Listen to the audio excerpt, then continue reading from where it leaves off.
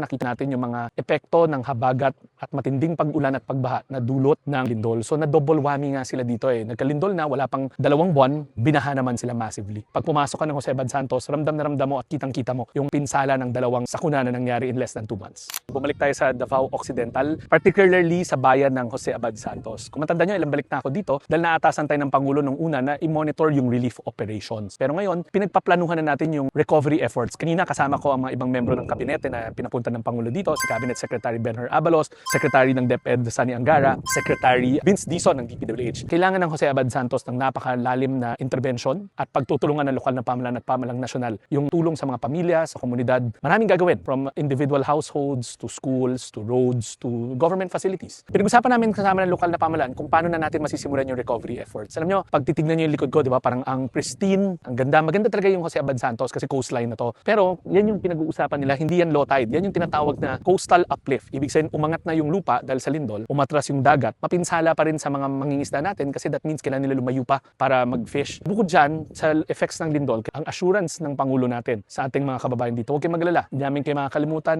We will keep on coming back for as long as it takes.